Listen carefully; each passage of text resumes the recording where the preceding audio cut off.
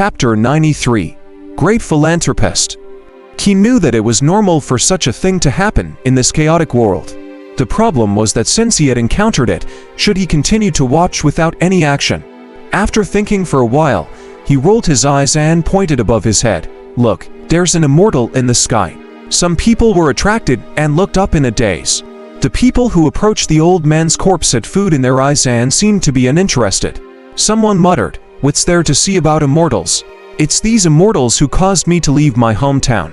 Immortals won't give me food. Why should we look at them?" Not only were they not interested in immortals, but they were also resentful. Sanchi could only change his voice and say, "Heavens, there's really an immortal and a cow flying in the sky." Immortals who could fly could occasionally be seen in this chaotic world, but oxen who could fly were rare. The remaining people finally raised their heads to take a look. After all, just looking did not take much effort. Swoosh! A gust of wind blew past. The person who had been tricked by Sanchi into looking at the sky did not see anything. He even turned his head to look for it, but the sky was still empty. Where did this immortal come from? Where's the flying cow? Some people realized that they had been deceived. When they looked down, the old man's corpse had already disappeared without a trace. Damn it! It was that kid who snatched our food just now. Hez there. He looks very powerful. Forget it. Realizing that Sanchi could still disappear without a trace while carrying a person, the few guys with some stamina shut their mouths resentfully. The moment Sanchi disappeared, the few of them started discussing. Another good for nothing. Fortunately, he didn't kill us this time, nor did he beat us up. This is already not bad. If we meet a chivalrous fellow, people like us will become infamous. Forget it. We'll reach Silkworm village soon. I heard that this village is very rich. We should be able to fill our stomachs there. The fleeing group quieted down again and walked forward weakly. Sanchi stopped in the distance. His powerful physique allowed him to hear these people's words. He said with a headache, "Although what I did was a little harmful towards them, I just have to have a clear conscience." After digging a hole and burying the old man, he picked up a stone from the ground and played with it. He followed the fleeing people while his gaze moved to the side of the mountain path. If there was a choice, who would eat people? Muttering, Sanchi prepared to get some wild game for himself to try to solve the hunger of these people, starving. Just as he was looking for wild beasts, he heard a noise behind him. Sanchi turned around and saw a few hungry wolves digging the ground. Wasn't that the spot where he buried the old man? Damn you! Sanchi swung his hand and the stone in his hand flew out forcefully. Howl! The wild wolf was smashed to the ground and screamed in agony as its head bled out. The other 6 wolves were shocked. They stopped and observed their surroundings. They then snarled cunningly and became vigilant. A fireball fell from the sky. Boom! The scorching power was released and, under the destructive explosion, these beasts were all killed. Sanchi appeared beside the wolf corpse. He rubbed his chin and muttered, "It feels so good to blow things up." He couldn't help but think of the fun of setting off firecrackers when he was young. Now that he was using them to blow up wild wolves, he felt even better. Currently, the fleeing refugees were moving extremely slowly as they were in a hungry state. But before they could go far, they were frightened by the explosion and stopped in their tracks. Was that an avalanche? They felt extremely uneasy. Wild wolves have fallen from the sky. A voice appeared in the forest behind them. Then, charred wolf corpses fell from the sky and landed in front of them. They counted a total of 7 burnt corpses. The refugees' eyes widened. What's going on? Everyone gets a share. Don't let me see you fight over it. Sanchi's voice sounded out leisurely, before everyone could react. Someone had hunted wild wolves for them to eat. Ichim, the people who had scolded Sanchi before were shocked. They hurriedly lowered their heads and thanked him.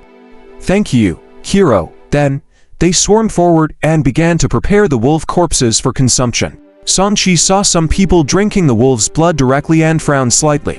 In the end, he did not bother caring anymore. He was just making amends for his actions. Looking down at the mud pit where the old man's body was, Sanchi sighed. Even if the same species don't eat corpses of their own kind in the wilderness, the other species will eat it.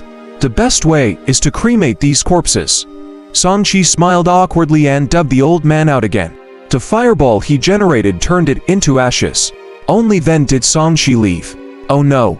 Dozens of people were buried here last time. Could they have been eaten by wild beasts too? Songshi suddenly thought of something and felt a little sorry for what probably happened. After all, he had looted so many things from them. However, what happened had already happened. There was no way to salvage it now. Songshi shook his head and decided to forget about it. He took out a fasting pill and swallowed it to fill his stomach. He did not think about the wild animals eating the corpses he buried anymore.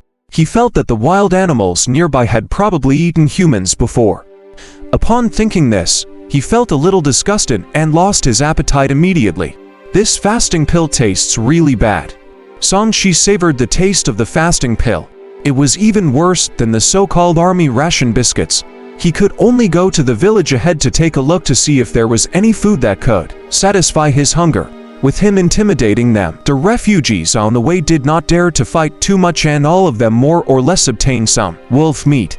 Songshi quickly left these people and walked to the front. From afar, he saw smoke rising from a valley. Amidst the smoke, one could see a few huts and courtyards. Judging from the material of these structures, they were not thatched huts. It could be inferred that this village could be considered rich. The other refugees on the row were nowhere to be seen. After walking for a while, at the entrance of the village, a group of people was queuing up to receive porridge. Master Huan is so nice and benevolent. He sends porridge to us every day, especially the young madam of the Huang family. Not only is she beautiful, but she's also very kind. Their family is really the manifestation of the living Buddha. Hearing the discussions from afar, Songshi knew that there were rich people here that were helping these refugees. This is a nice village. He nodded and prepared to walk over and ask where the so-called great benevolent Master Huan was. He wanted to see if he could buy a set of clothes here and fill his stomach too. Kid, don't cut the line. Refugi saw Songshi walking towards the front of the group and berated him loudly. Songshi took out a piece of silver and tossed it at him. You are mistaken. I'm not a refugee. Seeing the large piece of silver, the dissatisfied refugee tactfully shut up. Songshi flamboyantly took out his folding fan and waved it around. Although his clothes were tattered, his temperament and posture still gave him the air of a rich young master. He stopped in front of the steaming pot. Friends of the Huang family, can I see your master? Master is not at home. Young master can see young madam instead. The person who served the porridge was a short and fat middle-aged man. He answered with a smile, please introduce me. Songshi was polite. Suddenly, he smelled a strange fragrance. What does this porridge smell so unique? Subconsciously, he glanced at the porridge in the big iron pot. As he looked closely, he suddenly realized that there were densely packed insects rolling in the pot. There were all kinds of insects, and they were still alive. However, they were all in an immobile state. As they rolled around in the pot, they appeared as porridge bowling from afar. However, if one took a closer look, these worms were mostly maggots and made Songshi feel especially nauseous. Songshi, who was waving his fan, paused and looked at the person who looked like he was drinking soup, but was actually eating the worms. The juice of the crushed bug splashed out, but these people did not react at all. Instead, they seemed to enjoy it very much.